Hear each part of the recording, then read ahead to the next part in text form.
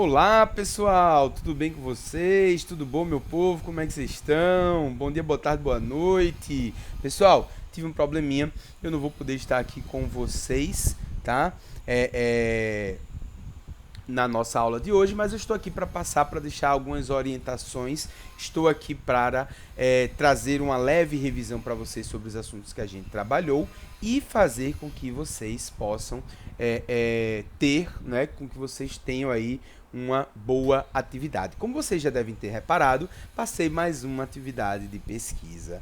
E nessa atividade de pesquisa, percebam que eu vou cobrar de vocês um relatório escrito e uma apresentação desse relatório. E a nota vai ser dividida entre a apresentação e a parte escrita. Então, todos têm que apresentar, senão não vai ganhar a nota integral, viu, gente? Prestem atenção nisso, tomem muito cuidado com isso, tá bom? Gente, a gente falou de muitos dos recursos brasileiros e como o último trabalho da gente foi sobre hidrografia, eu resolvi trazer um outro trabalho sobre esse assunto, mas com um novo enfoque, com um novo foco. No primeiro foco que a gente trouxe, eu pedi para vocês trazerem aqui as bacias hidrográficas do município de vocês e, consequentemente, quais eram os principais impactos negativos que essas bacias sofriam, as principais características. Então, vocês falaram aí do rio Jaboatão, do rio Tegipió, falaram da poluição, falaram de diversas coisas que, infelizmente, acontecem com os nossos rios. Mas hoje a gente vai falar de coisa positiva. Positiva? Talvez. Tá? O trabalho que vocês vão precisar fazer vai consistir em pesquisar o uso das águas, tá? Como que o nosso país, como que o nosso planeta usa os principais recursos hídricos. Então, lembre-se que a água é essencial para a nossa vida. A gente não sobrevive nem 3, 4 dias sem água. Então a gente precisa de água para sobreviver. Então, um dos primeiros usos que a gente faz dos recursos hídricos, obviamente, é obter água potável para a nossa sobrevivência, para o uso do nosso consumo direto, para cozinhar, para lavar. A gente precisa de água. Aliás, as sociedades humanas, elas nasceram, cresceram e se desenvolveram ao redor de recursos aquáticos. Se não fossem estes recursos, a gente não iria ter o desenvolvimento que nós temos até hoje. O berço das civilizações é ao redor do rio Tigre, do rio Eufrates, do rio Nilo, ou seja, de recursos hídricos, porque a gente conseguiu obter dele o sustento tanto da água como do alimento, que é outra coisa que nós usamos muito os nossos recursos hídricos. A pesca, o cultivo de animais, animais que vivem na água, ou seja, da água não só extraímos ela em si, esse recurso diretamente, nós também extraímos da água fontes de alimento importantíssimas, sejam elas águas doces ou águas salgadas. Então, nesse momento, o mar ele é muito importante. Um país como o Brasil, que tem uma costa gigantesca, que tem uma costa muito extensa, possui diversas áreas de pescas exclusivas, já que até 200 milhas náuticas do litoral de qualquer país, de qualquer território, aquelas águas pertencem àquele país. Além disso, são águas internacionais e todo mundo pode pescar.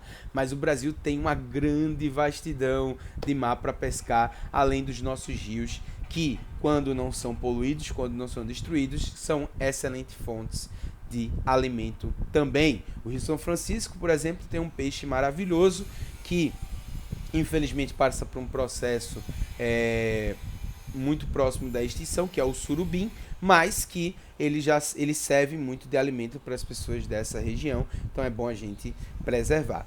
Outra coisa que a gente faz muito com a água é o que, gente? Energia hidrelétrica. E hoje, gente, eu queria fazer uma pergunta para vocês. Imagina a vida de vocês sem energia, gente. A gente, eu falei isso para vocês quando eu disse do recurso aquático, que a gente não valoriza a água porque ela está muito fácil. Basta abrir a torneira, a gente viu isso no vídeo também do Atlas, a gente abre a torneira e sai água. Então é muito fácil. Parece que aquele recurso ele é infinito, que ele não acaba. Se a gente viver em um bairro que é que é bem gerido, que ele tem água suficiente para a população, literalmente não vai faltar água. Toda hora que você abrir a torneira vai ter água, e a gente acaba usando demais esse recurso, gastando demais esse recurso e não conservando ele para gerações futuras, inclusive para o futuro até da nossa própria geração. Talvez ainda falte água na nossa vida, não precisa esperar tanto futuro assim não, tá? Então, além disso, a energia elétrica é a mesma coisa. O Brasil, ele tem uma característica muito interessante, que ele é um dos países que possui a matriz energética mais limpa do mundo, porque 62% da nossa energia vem das hidrelétricas. E as hidrelétricas são recursos ótimos quando instalados. Para instalar, causam um impacto ambiental muito grande. Se você for pesquisar sobre elas, por favor, fale sobre esse impacto ambiental, que ele é muito importante. Mas um uso interessante que nós temos da água é justamente para obter a energia elétrica. E a energia elétrica, gente, a energia que vem das hidrelétricas, ela, quando instalada, é uma energia relativamente limpa, relativamente barata e renovável. Claro que ela é renovável se a gente cuidar do nosso clima, se a gente conseguir fazer com que continue chovendo para que aquele rio continue enchendo. Então, o Brasil, ele possui várias das maiores usinas hidrelétricas do mundo. A usina de Itaipu, por exemplo, ela foi por muito tempo a que produziu a maior quantidade de energia hidrelétrica do mundo. É uma usina enorme, um projeto binacional do Brasil com o Paraguai. Recentemente nós tivemos a construção da usina do Rio Xingu. Pesquisem sobre elas, para falar sobre energia hidrelétrica, hein? Que é uma usina que trouxe muita polêmica, porque inundou uma vasta área da floresta amazônica. E aqui na nossa região Nordeste, nós temos o Rio São Francisco com 5 usinas hidrelétricas: Sobradinho, Paulo Afonso, Xingó 1, Xingó 2 e a usina Luiz Gonzaga. E o Nordeste é abastecido basicamente por essas usinas. Então, o uso das águas para a geração de energia elétrica é outra fonte muito conhecida, é outra fonte muito utilizada aqui no Brasil e nos países ao redor do mundo. E para finalizar esse conteúdo com vocês, para finalizar essa ideia com vocês, eu queria chamar a atenção também para algo que, apesar de parecer muito benéfico no começo, pode ser danoso. E se você trouxer isso na pesquisa também, procure por essas referências, que é o uso da água do rio para irrigar plantações, tá? Eu sei que o progresso depende muito disso, eu sei que o progresso ele avançou bastante depois que nós passamos a utilizar a água dos rios na irrigação. Petrolina, por exemplo, ela tem uma grande quantidade de locais que são cultivados graças a essa irrigação. A fruticultura no Rio São Francisco só existe graças à irrigação, já que o Rio São Francisco fica na região nordeste, numa região seca. Porém, isso tem um efeito colateral negativo, tá, gente? Por quê? Porque usar as águas de um rio para irrigar um lugar seco, para plantar fruta de local tropical, parece algo sensato na cabeça de vocês? Infelizmente a gente não conseguiu ver aquele vídeo na Netflix, mas eu continuo recomendando para todos vocês, tá? Procurem a série Explicando na Netflix e procurem um vídeo sobre o uso da água. E nesse vídeo a gente iria ver que nós utilizamos muito mal a água. Por que a gente vai irrigar um lugar seco para plantar uma cultura que precisa de muita água? Por que a gente não faz isso onde já tem muita água? Por que a gente não vai no lugar seco e planta o que cresce bem no lugar seco?